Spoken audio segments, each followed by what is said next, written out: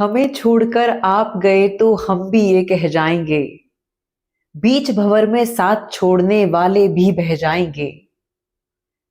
अगर युद्ध में अर्जुन बनना है तो पूरी बात सुने, अर्ध कथाएं सुनने वाले अभिमन्यु रह जाएंगे। दोस्तों, अगर आप एक महिला हैं और आचार्य प्रशांत जी को सुनना आपको बहुत पसंद आता है, आप उनके विचारों से प्रभावित हैं, तो ये वीडियो बहुत पावरफुल है। बहुत सोच समझकर उनके विचारों को सुने और उसे आत्मसात करें। अभी 2 दिन पहले मेरा 1-on-1 सेशन एक बहन के साथ हुआ है और 1 घंटा 20 मिनट मेरी उनसे बात हुई और उस सेशन के बाद मैं बहुत डिस्टर्ब थी और उसी ने मुझे प्रेरित किया है कि इस गंभीर विषय पे मैं बात करूं।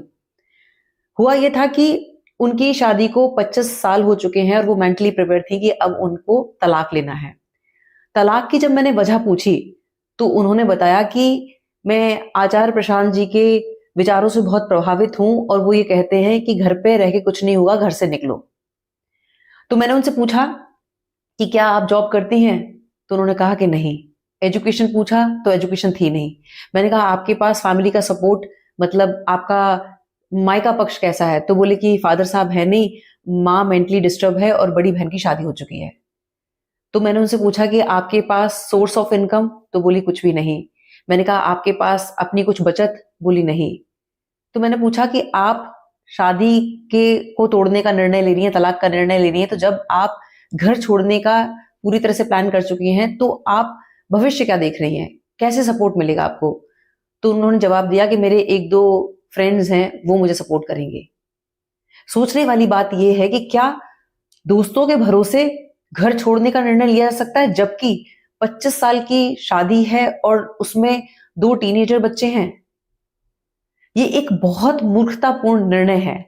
इस बात को आप भली प्रकार से समझें, अगर आप एक महिला हैं, कि अगर आप अपने दाम्पत्य जीवन में खुश नहीं हैं, तो आप वहीं रहकर मानसिक तलाक भी ले सकती हैं। अगर आप आत्मनिर्भर नहीं है, अगर आपके भीतर कॉन्फिडेंस नहीं है, क्योंकि घर से बाहर निकल के चैलेंजेस और बढ़ेंगे और ऐसे किसी भी दोस्त के कहने से तलाक जैसा गंभीर निर्णय नहीं लिया जा सकता, क्योंकि 2 बच्चों की जिम्मेदारी है और घर से बाहर निकलते ही खर्चे स्टार्ट हो जाएंगे। 2 बच्चों के साथ खुद का अगर खर्चा देखूं तो कम से कम 15,000 हर महीने जुटाना ही होगा। वो कहां से आएगा? और जब मैंने उनसे पूछा कि वकील को जो फीस दी जाएगी वो उसकी व्यवस्था क्या है, तो बोली वो भी नहीं है। आप ये मान के चलें, 1,00,000-2 लाख तो आपके हाथ में होने चाहिए और हर महीने का कम से कम 15,000 का खर्चा आपके हाथ में होना चाहिए।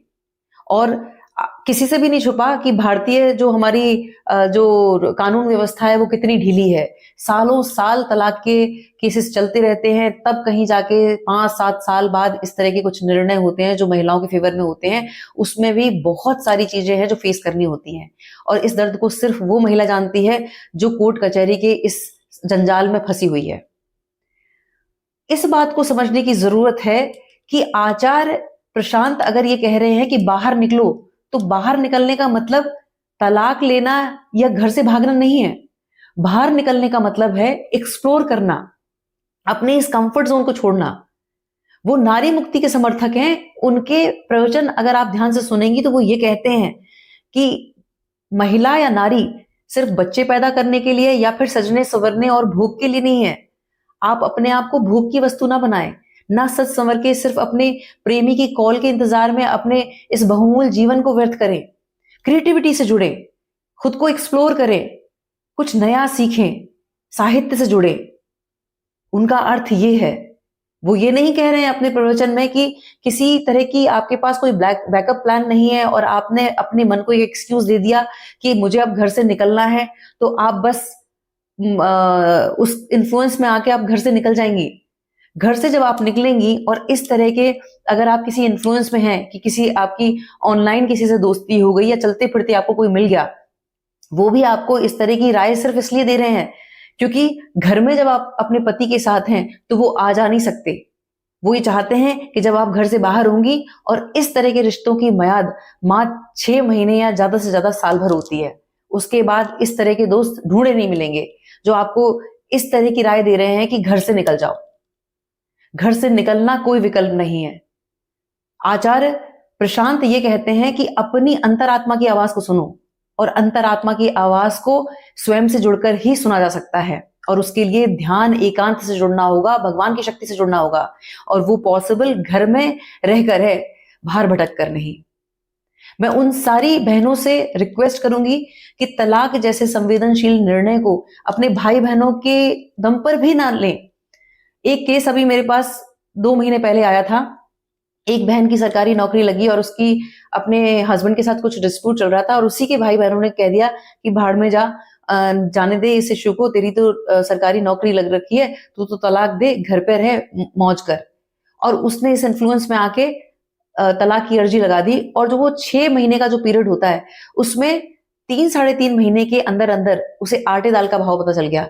वही भाई बहन जो उसको प्रोवोक कर रहे थे, 3 महीने के अंदर अंदर उसके साथ दुर्व्यवहार करने लगे, उसको ये एहसास दिलाने लगे कि तेरा ये फेलियर है कि तू अपनी शादी को नहीं बचा पाई।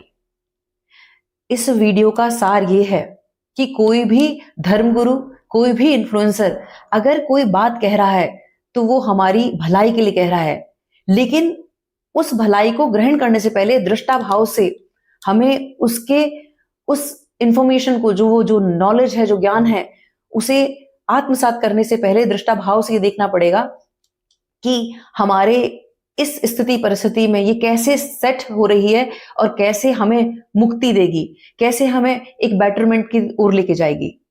लेकिन उसके लिए अपनी आत्मा की, अंतरात्मा की आवाज को सुनना जरूरी है, अपने आत्मविश्वास के साथ जुड़ना जरूरी है, परमात्मा की शक्ति के साथ जुड़ना जरूरी है। एक लड़की, एक महिला सिर्फ आज के समय अपने पिता के शक्ति सामर्थ्य के साथ जुड़कर कोई निर्णय ले सकती है। अगर आप अपने भाई की भी दम पर अगर कोई निर्णय ले रही हैं तो ऐसी भूल ना करें, क्योंकि भाई के पास भी अपनी गृहस्थी है, अपनी जिम्मेदारियां हैं।